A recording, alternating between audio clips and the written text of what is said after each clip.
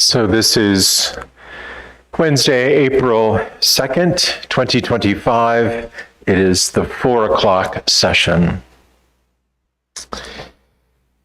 You must be getting very tired of hearing my voice. We move quickly to Palm Sunday. And I'm not going to read the whole Passion for you, that's for sure. But I'm just going to read that two sentences that are in the on the handout sheet on page 7 under Palm Sunday, because I think that will give us a good place to start.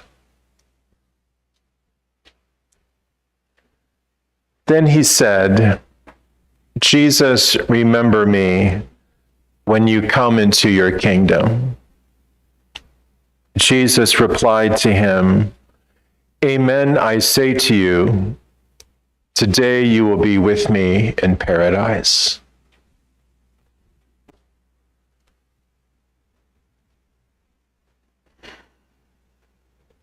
Maybe those are two sentences we should read every day. Reflecting on Holy Week, I was thinking about one of our priests that was retired and living in the seminary when I was in formation many years ago. What a character he was.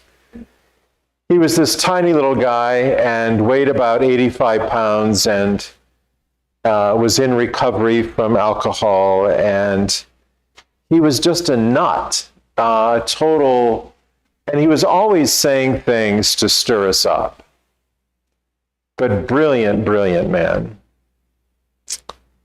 But he used to say to us all the time that 90% of life is just showing up. 90% of life is just showing up. It seems to me that that could be an invitation for us to come to Holy Week once again, is to show up to the gift of Jesus' passion, death, and resurrection. After all, that sentence or two that I read came from those two thieves that hung on either side of Jesus, and they were trying to figure out who he was, and one of them knew who he was. And yet, in essence, what happened to that one was he really showed up at the end to recognize the person of Jesus and what Jesus could do for him. You know, Jesus, remember me when you come into your kingdom. Talk about a last-minute recognition and confession. But that is the gift, I think, for us to enter Holy Week every year, is the ability to show up. But what do we show up with?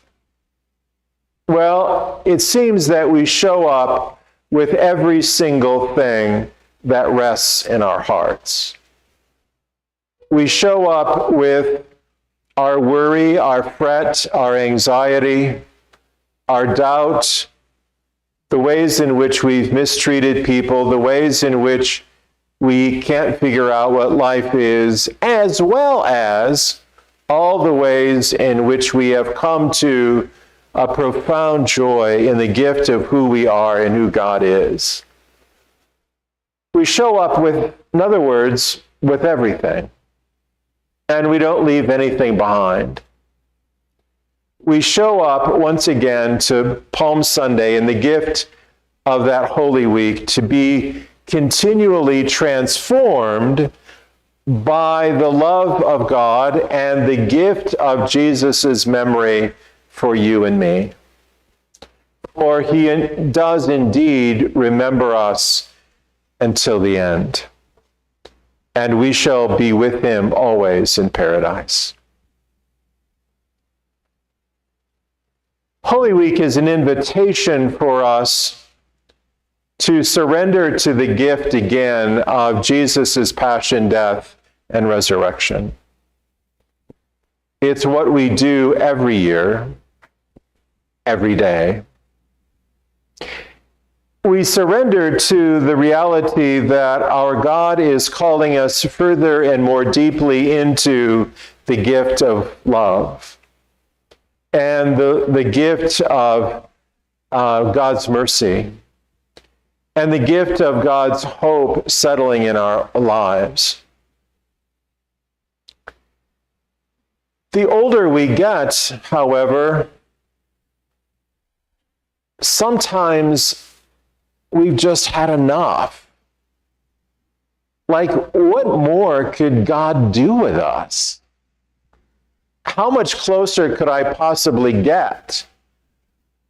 How much more could I possibly feel and observe about the gift of his dying and rising? Many years ago, at the University of Notre Dame, I was in summer school, and there was a bishop there. And he gave this talk at the library auditorium. And one of the things he said, which I have never forgotten, is that if you want to live the Christian life, you have to give something away every day. He said, if you want to live the Christian life, you have to give something physical and tangible away. And so he took out his pen and he went over to the person near him and gave his pen away. And he said, you need to do that with all of your possessions for the rest of your life. Because what that does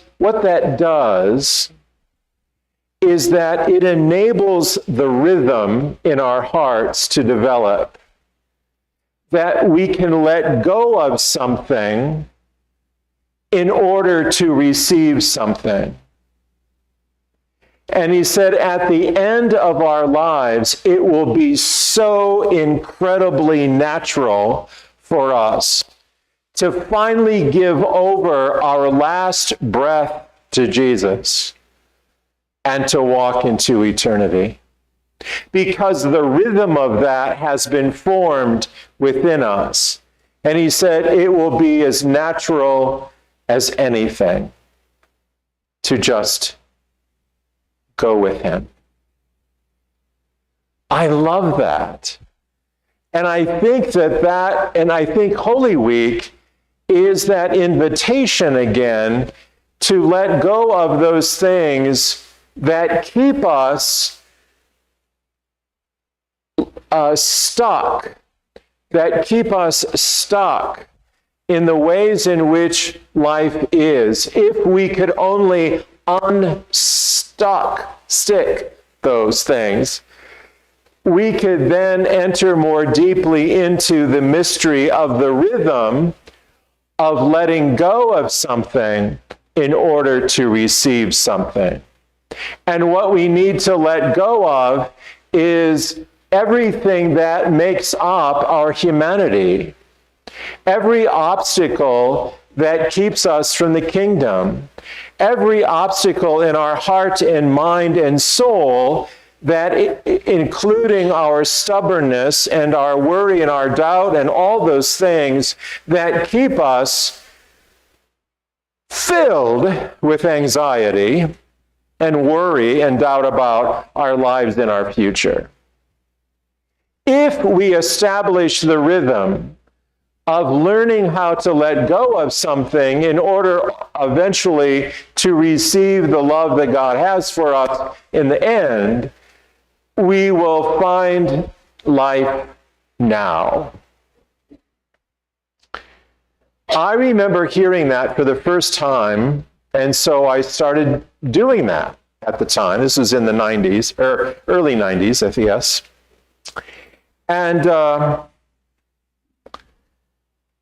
it came to the day when our religious community was going to hand over our parish in Burbank, California, back to the diocese. And I had gotten up to that point, and I said, okay, I get it now. You mean to give away everything. So that day, we gave over the parish, and I kind of stopped doing it for a while. I'm going, I think that's enough for a while. But the rhythm of the heart is something that we need to look at as we approach Holy Week to see how it lands in us, to see what the redeeming love of Jesus Christ is doing in us, to see how it is that God is compelling our heart all the way home. For in Holy Week, we come to terms with every aspect of our faith, every aspect of what it means to believe in the power of Jesus' passion, death, and resurrection. And that's not something abstract or otherworldly. It's not a bunch of pious piffle. It's not about words that only are religious or holy. No, it's about a practical application that we learn to let go of, not only as individuals, but as a religious community, as a church. The things that get in the way so that God can do the formation God longs to do in us. And we stubbornly think that we're good enough and that we don't need any more. When in fact, Jesus is saying, why don't you just come closer? Why don't you just let go of A, B, and C so that I can love you more dearly? All of those things we come to, I think, if we take Holy Week seriously.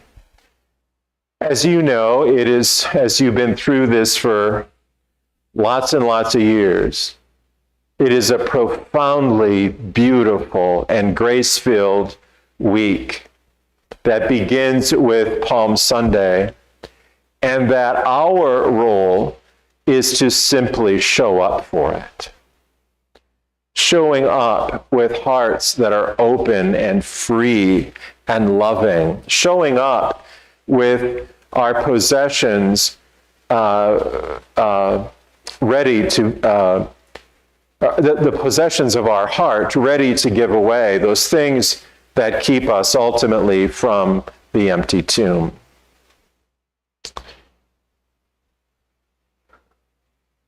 Life is not easy, and nobody's life is easy. And the things that we need to let go of sometimes are forced on us. Sometimes the things that we need to let go of are the things that we would least expect. In 2000, I was a director of a retreat center in South Bend, and I had just buried my father in December. And because I grew up very close to Notre Dame. And the year later, in January of 2002,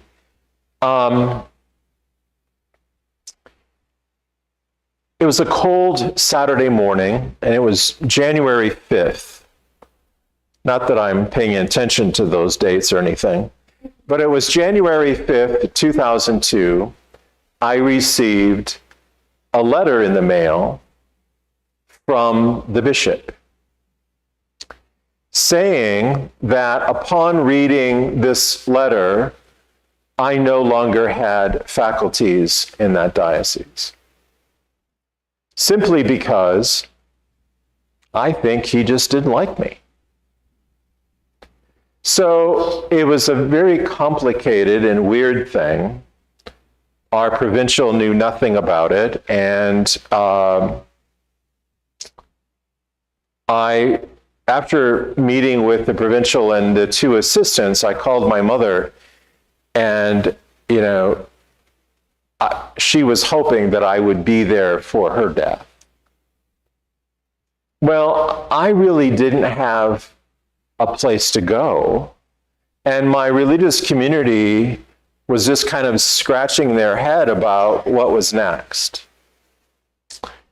So a friend of mine who had been my associate pastor some years before that invited me to Portland, to that place that I've been telling you about, the downtown chapel, working with people who live outside, people with mental illness and addictions. When I received that letter, a couple days later, I called a canon lawyer.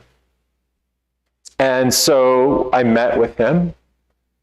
And he says to me, he said, we could fight this and you would win easily. He said there was no warning, no phone call, nothing. He said, we could win this. He said, I've won cases before with this particular bishop. And, but he said, the problem is that he would blackball you and you would never be a priest again for the rest of your life. I said, oh, okay. He said, here's what I suggest you do. He said, pack up a few belongings and drive away in the middle of the night and never come back. And I go, oh. So thank God for this invitation from Portland. So that's what I did. I packed up a car, I sent a few things ahead of me, and I left about 3 a.m, and I never came back. Sometimes the things that we bring to Holy Week are just really confusing. But life has a way of sorting things out. What I didn't realize, it was that what was going to happen to me was that the poor were going to heal me. So when I got to Portland, it was all of those people that I've talked about in these past few days who taught me how to love again and who healed me. Guess what? Not from their power or authority, but from their utter brokenness and poverty and mental illness and everything else that our society does not want to look at. It was hanging around with poor people who made me rich again. It was one of the most beautiful experiences I've ever had. And I would never have chosen that place or parish on my own. It only happened because I was kind of forced into it. But really, it was an invitation from Jesus to let go of all of the stuff I thought I needed to possess. A job, an identity, and even burying my mom. Life has a way, doesn't it, of going about in ways in which we just don't understand. Life has a way of unfolding in one direction when we thought for sure it was going to unfold in the other. What I've learned really in my priesthood is to look at what life is and not what I expect life to be. Because all of those expectations that I place in life and in my own heart and in God are really obstacles that get in the way of my relationship with Jesus and him loving me. I've learned not to think life should be one way or the other, but to enter into the mystery that life is what it really is.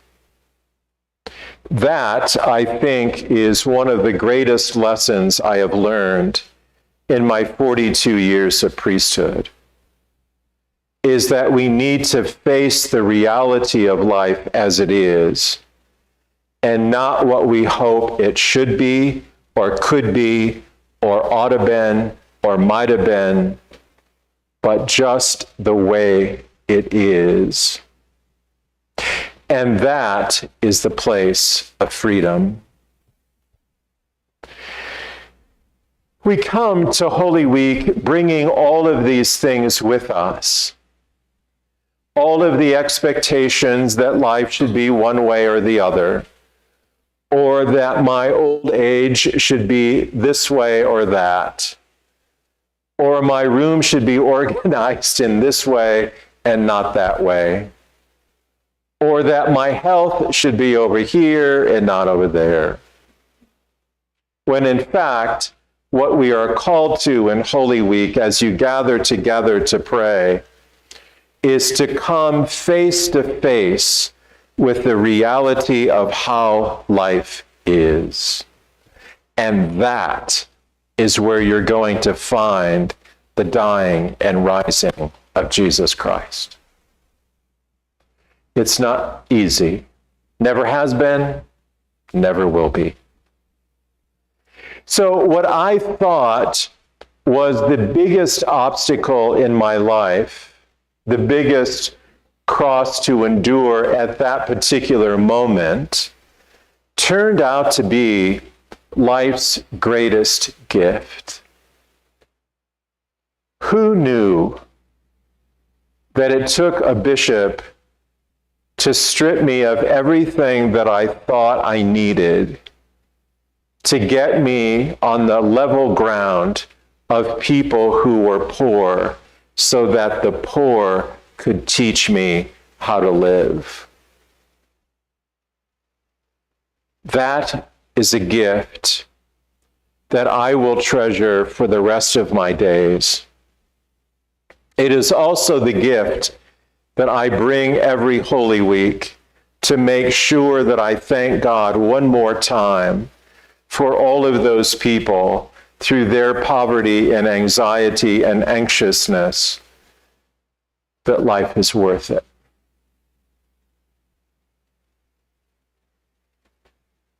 Holy Week is something that is broad and universal, but it is also very, very specific in that it is the unfolding of holiness within us, within you and within me. And together, when we can celebrate that, it then becomes a week of redemption and a week of beauty and a week of joy and a week where we learn again to let go of something in order to receive something.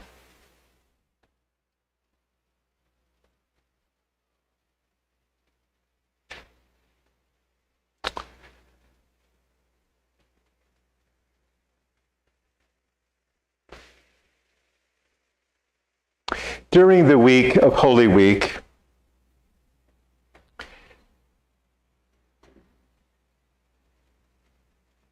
the sacred oils are once again blessed. The oils that invite members into the church, the oils that anoint people of baptism, for baptism and confirmation, and the oils of people who are sick. I hope that also during Holy Week, you can pray in and through all of the people in your diocese who will receive those sacred oils. We need your prayer for people who are coming into the church, who will be baptized in the name of Jesus Christ. We need to pray again for all of, not just our elderly, but all of the sick, not just in this diocese, but worldwide, who will be marked with the sign of salvation. We need to conjure up again a connection that we belong to the mystery of the church in so many ways, and it gets expressed through Holy Week most profoundly. We come, so I will talk about tomorrow, Holy Thursday and Good Friday and the Vigil and Easter, all of those things that we will render holy. But the invitation to come to Holy Week in the beginning is the invitation of what that original priest said to me, you need to show up. 90% of life is showing up. And see what happens. And see where the mystery of God takes you. To see what you need to let go of, to see what you need to embrace, to see what you need to be sad about, and to what do you need to be glorious about. To see what is in your heart that you need to regret, and also what's in your heart where you need to rejoice. Holy Week. 90% of life is just showing up. So I'll be praying for you in particular as I show up to Holy Week this year. Who knows what God can do? God give you peace.